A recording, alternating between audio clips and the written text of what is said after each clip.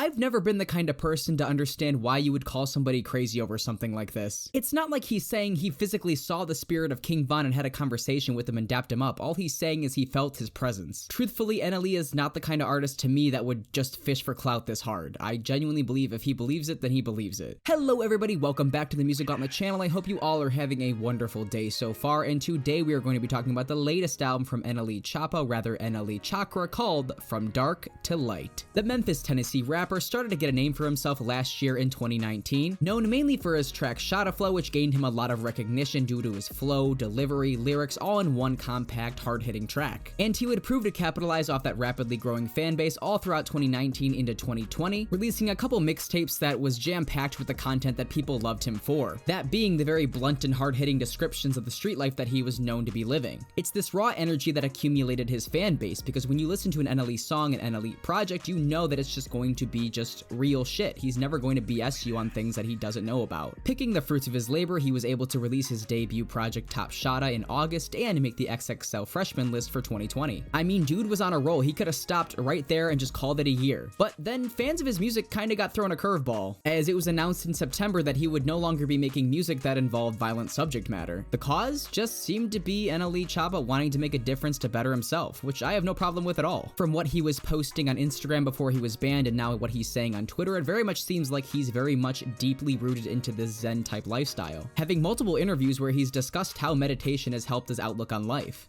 Just like how you got the pictures in it, it worked the same way with your head. You put all your worries in that box, and you close it, you put a lock on it, and then you put yourself in a happy place to where you want to be. And just think about all the good, and all the good, and just think about how you already got it, because you do got it. It's all in you.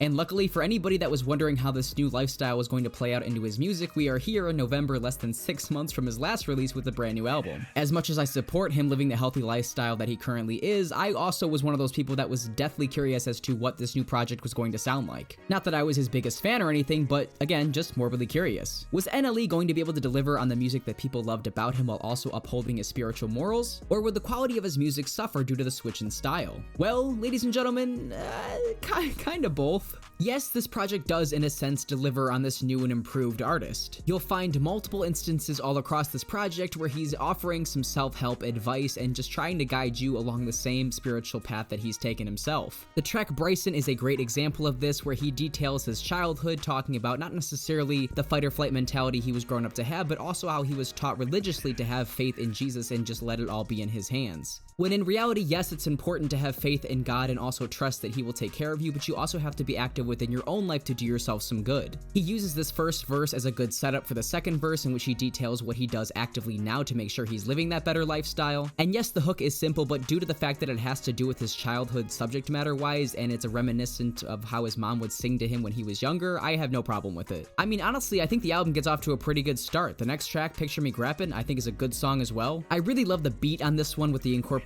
of the bass line and guitar strings, combined with some low-key claps, gives NLE the perfect atmosphere to just ride his ass off with his flow. It's these kinds of tracks that I really love hearing from him because he sounds so comfortable with it, especially due to the subject matter. Him describing how he's going to be a top shotta until the day he dies, despite turning over a new leaf. It's just in his DNA. And also how, despite him not being on the streets, he's still able to make boss moves like not signing to a label because he wants to own his masters. I enjoy the track Moonlight as well, having some twinkling piano keys over a grandiose atmosphere. Not to mention the chorus, which is catchier than coronavirus. The verses are pretty alright. I don't mind NLE talking about meditation, and Big Sean comes through with a pretty decent verse as well, though it's kind of questionable when he rhymes iffy with flicky and blicky. Like, you probably could have came up with a better rhyme scheme there, dude. Sounded like 6ix9ine. And past this point, the project doesn't nosedive per se, but the good things about it become a lot more spotty. Like, for instance, the track Taliban. I understand that he said despite he's not going to be making violent music anymore, he did say that he's going to make a couple tracks like that, because that's his core fan base, that's what they went to him for in the first place. So I get why a track like Taliban exists. However, he has songs talking about violence from the perspective of, I used to do this, I've grown up to be better than that,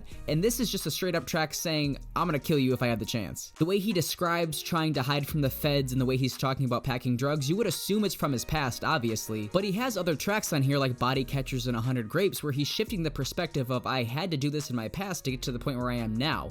not where he's just blatantly saying if you fuck with me I'm gonna shoot you, making the project from Taliban on very inconsistent. I really like the chorus of Body Catchers, and I like how 100 Grapes is reminiscent of his old work, just kind of going back to that hard, gritty hip-hop, but now we're crossing over into the territory of being redundant. Which, I mean, it's NLE Choppa. No shit, that's what you're gonna hear on an NLE Choppa record. However, he was packaging this as a rebranding of himself, still delivering the content that people like about him while also having a new outlook and perspective, which I do enjoy in the songs in which he does that, but then again, we're just talking about the same perspective over and over again. That redundancy also carries over into the tracks he focuses on talking about women, that being Twin Flame, Hear Me, Love Tonight, which aren't all bad. I do enjoy the backing guitar strings of the track Twin Flame, and I like the idea of him saying you have to love yourself before you're ready to love somebody else. But then you have lines like, spiritual journey with potholes in the road, we both woke, give me your throat while I coat.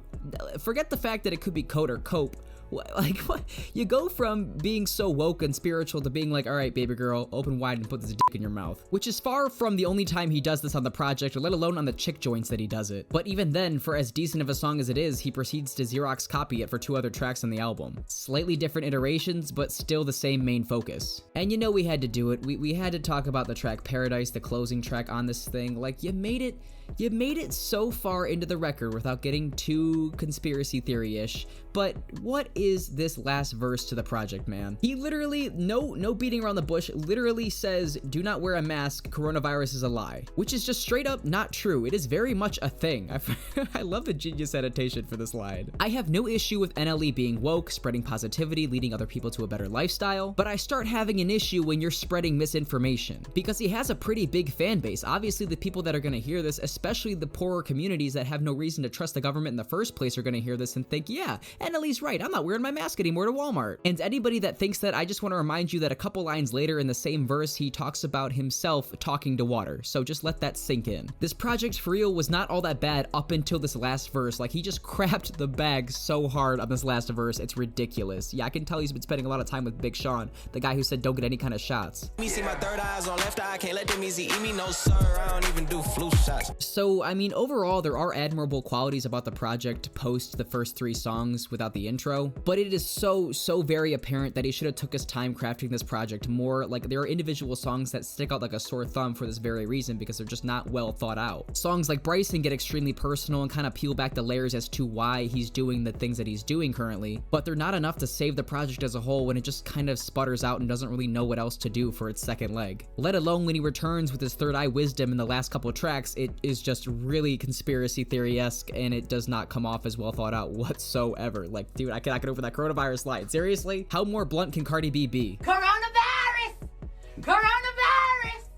I'm telling you, shit is real! Shit is getting real! Woo! The singing isn't terrible, though it does make the project a bit monotone, and there are highlights with the production, but it didn't do a whole lot to truly elevate the experience. I'm grateful that he made it only 40 minutes, though it feels like it's a little longer than that. And look, like I said, I have nothing against him going on the spiritual journey and making music accordingly to match it, but that also doesn't mean the music's gonna automatically be good because you're preaching a good message, sometimes. There were moments when I was thoroughly impressed with his thought process and maturity, sure, but at the end of the day, it's just a bit of a tedious project with some highlights on it. That's pretty much it. Not terrible, but I'd hope he'd develop his spirituality a little bit more before approaching his next project. That's all. Until then, I'll be waiting, and fingers crossed it turns out better than this one. Now, this is the part of the video where I rank this album out of the rest of NLE Choppa's discography, and I will have to say my favorite NLE album is still gotta be Top Shotta, him being his most raw and energetic self. And Cottonwood was technically an EP, but considering the deluxe has 10 songs, I'm gonna count it as an LP, and I'm gonna put that as my second. And yeah, No Love the Takeover in third, and then From Dark to Light I'm putting in last. I didn't think it'd be last until I did this, wow. Again, it's not that I hate From Dark to Light, it just evidently has some of his weaker songs on here, and the spirituality aspects of it lyrically do not play off the best, especially in the back end. And with that being said, my top 5 songs from the project are going to have to be Bryson, Picture Me Grappin', Moonlight, Body Catchers, and 100 Grapes. And that is all I got for you guys. Thank you so much for watching all the way into the end of the video. If you made it all the way into the end of the video, you know I truly appreciate that. If you want to talk about this album with me, if you think it's better than I thought it was, you think it's one of his best projects, let me know in the comments section. Or you can follow me on Instagram and Twitter, and we can talk about it there. If you want to leave a like or subscribe, you know I truly appreciate that as well. And I'll see you in the next one. The wrong music. Right. That's why I wanted to make music. Like music, you know, music is music. You know what I'm saying? So I want to make music. Oh, okay.